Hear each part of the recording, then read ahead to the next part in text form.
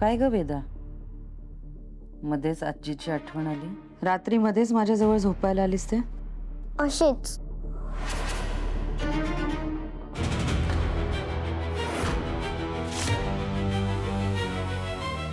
वेदा,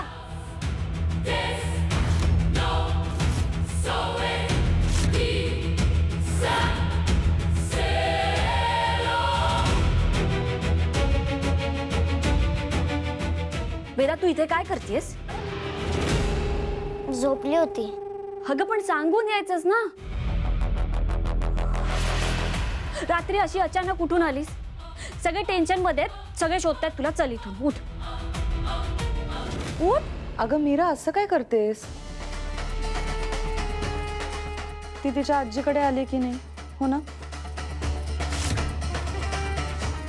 तू तर असं बोलतेस की ती एखाद्या चेटकिणीकडे आली. मी वेदा उठ चल. नाही, मी तेच थांबणार. मी आजी सोबतच नाश्ता करणार आहे. तू जा. वेदा मी म्हणाले ना उठ चल. नाही, मला इथेच थांबायचंय. तू जा. तू असं नाही ऐकणार. ये चल, बाबा शोधतायत तुला. नाही, मला इथेच थांबायचं. मला इथेच थांबायचं. मला इथेच थांबायचंय. तू जा. वेदा ऐक माझं, चल माझ्यासोबत ये. तू जा. ठीक आहे वेदा, शांत शांत. मीरा, अगं जा ना तू. मी देईन तिच्याकडे लक्ष, काळजी घेईन तिची. तू नको काळजी करूस. जा.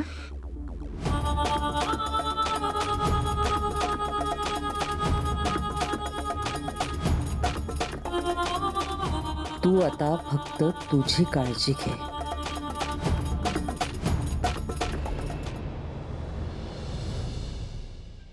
काय, कुठे आहे वेदा? सापडली का? वेदा ती मंजिरीच्या खोलीत आहे. काय? हो, मी तिलाच घ्यायला गेले होते, पण वेदा म्हणते की ती आजी सोबतच झोपणार आहे आणि तिच्या सोबतच नाश्ता करणार आहे. वेदा असं का वागते? हे सगळं त्या मंजिरीने केलं असेल. थांब, मी तिला घेऊन येतो. नाही मीरा, त्यांना थांबव. वेदाचे बाबा थांबा. का? कारण हे जर खरंच मंजिरीने केलं असेल तर हे प्रकरण गंभीर आहे. काय झालंय मीरा?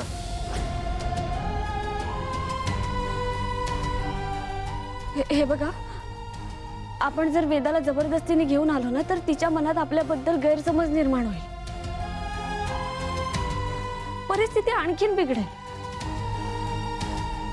आपण यावर काय करू शकतो ना याचा आपण नीट विचार करूया. आता तुम्ही प्लीज थांबा, प्लीज.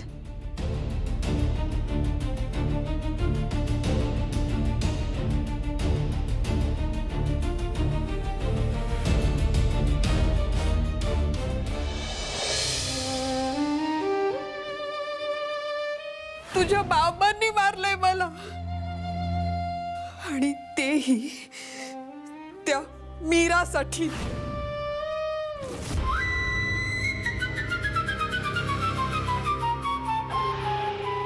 वा, भद्र स्वप्नाचा परिणाम दिसतोय. बी अगदी खोलवर रुजलंय.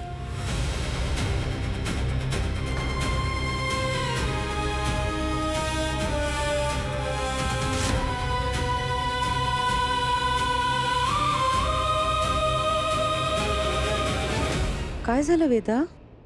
काही नाही. अंबिका आईची आठवण येते. आजी, मी तुला एक विचारू का? विचार ना. देवाघरी गेलेला माणूस आपल्याशी बोलू शकतो का? का नाही? कसं काय? हे बघ वेदा, जी माणसं आपल्यावर जीवापाड प्रेम करतात ना, ती कधी कधी आपल्या स्वप्नात येतात. आणि मग स्वप्नात आल्यानंतर ते आपल्याशी बोलतात, काहीतरी सांगतात. पण जी माणसं देवाघरी जातात ना, ती कधीच खोटं बोलत नाहीत. कायम खरंच बोलतात. तुझ्या बाबांनी मारलंय मला, आणि तेही त्या मीरासाठी. तुझे आजोबा आहेत ना, ते पण येतात माझ्या स्वप्नात. माझ्याशी गप्पा मारतात, मला काहीतरी सांगतात. पण सगळं खरं खरं.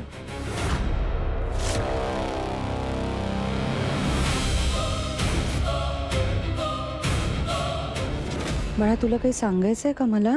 आजी, माझ्या स्वप्नात अंबिका आली होती आणि तिने मला काहीतरी सांगितलं.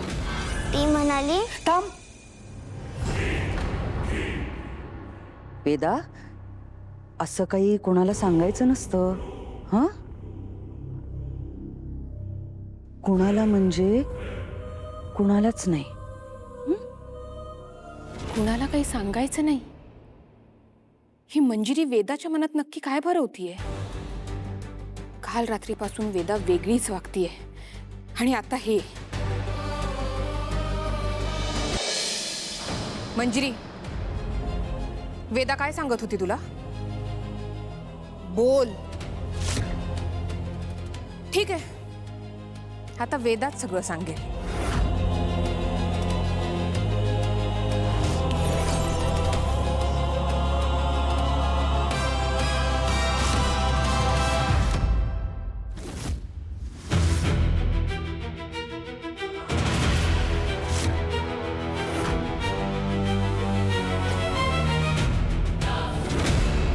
आजी, काय झालं?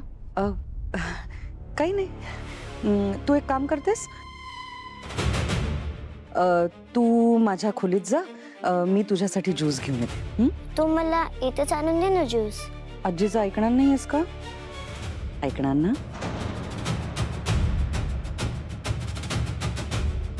वेदा, वेदा, कसं वाटतंय? काहीतरी नवीन, अशक्य घडल्यासारखं वाटत असेल ना? पण ह्याला एखादा चमत्कार समजू नकोस. हा, ही तर येणाऱ्या वादळाची चाहूल आहे. आता बघू ना आपण की या वादळात कोण उभं राहतंय, कोण वाहून जातंय. तयार हा? आणि तुझ्या त्या बहिणीलाही तयार ठेव, कारण मंजिरीचं वादळ येत आहे.